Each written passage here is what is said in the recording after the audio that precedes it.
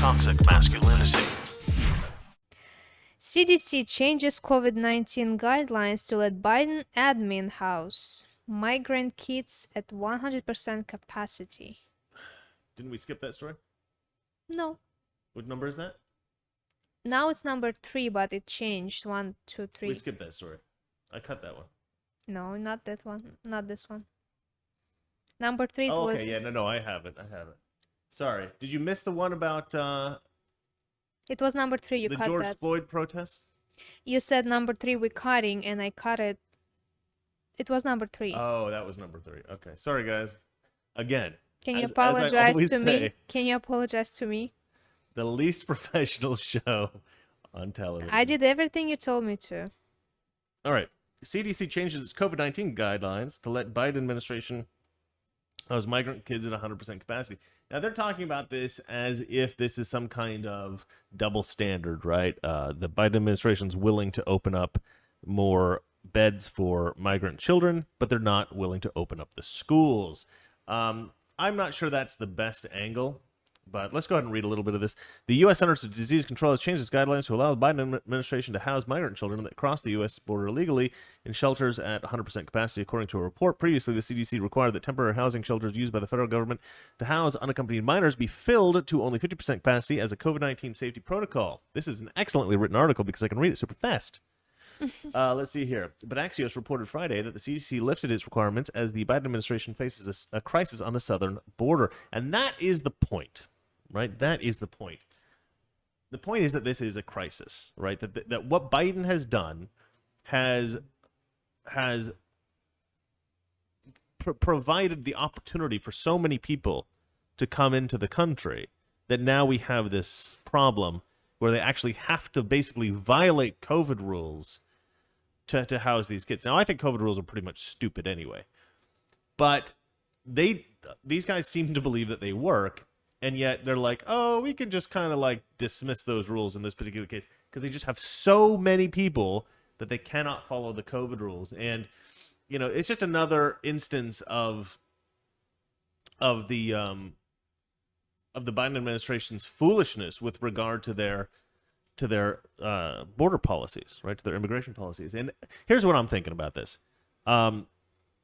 Basically, this is another sign that Biden and his administration have everything backwards and upside down, right? You do not want to encourage migrants to come up here, especially during a pandemic.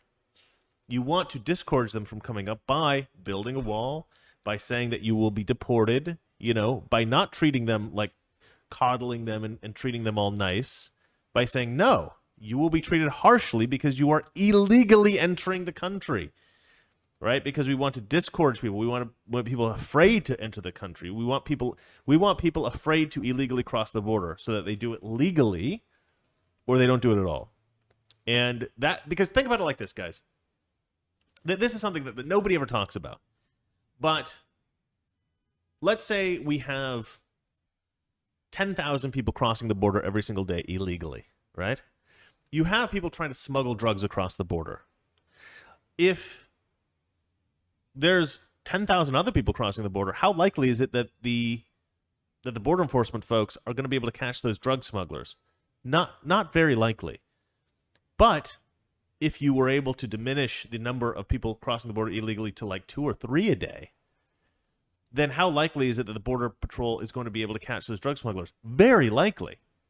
So what mass immigration does, what mass illegal immigration does, is it provides a sort of camouflage for drug mules. It provides a camouflage for people who are doing human trafficking, criminals who are trying to escape Mexico, maybe the jurisdiction down there, maybe they're after them to come up here to try to escape the law, something like that.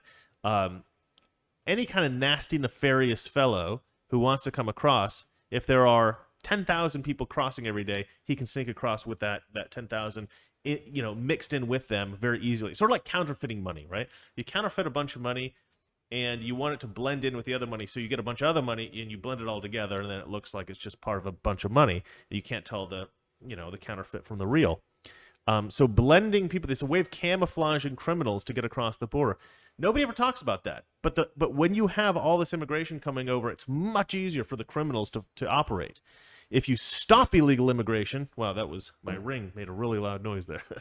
If you stop illegal immigration, then it makes it much more difficult for the criminals to operate. And also, there's a lot of criminals that operate just bringing people over.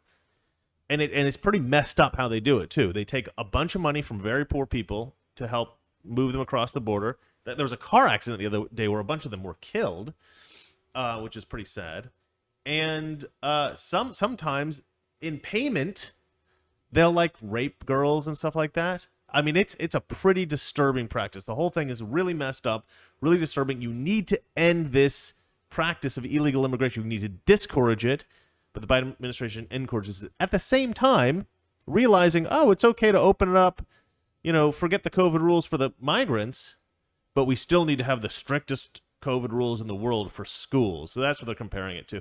And we know that's backwards because every single agency that is giving any kind of guidance on this says you can open up schools. We've seen schools open up all over the world. It's been perfectly fine. But because of these teachers' unions, they want to go to Malibu and they don't want to actually, sip on their little whatever, go off to some island vacation and just not actually do any work because they want to stay on vacation forever. They, honestly, I think a lot of these stupid teacher unions, they had their way. They'd never go back to in-school teaching because it's so much nicer for them to just like stay in their pajamas in their bedroom, drinking their whatever Cosmopolitan, getting drunk, teaching the kids, on Zoom. But anyway, and just another story that pissed me off. All right, darling, do you have anything to say on this? I didn't think that you would. But you may have something to say about the next story, so let's hear it. Scientific American Republican calls on Cuomo to resign for ignoring the science. Is that the next story? Are you sure? That's the next story. She and I have different ideas about what the next story is supposed to be, but I'll go with it. There's nothing about Texas schools? You told me to remove that one. No, I did not tell you to remove that one. You said remove 3 and... That one was 5. You said me to remove 3 and 5. 4. That was the 4 just now. Okay, well, that's wrong. Did you see your list? That's wrong. That's wrong. Okay, well, let's do the Cuomo one, shall we? Toxic Masculinity. Weekdays, 9 p.m. Eastern, 6 p.m. Pacific.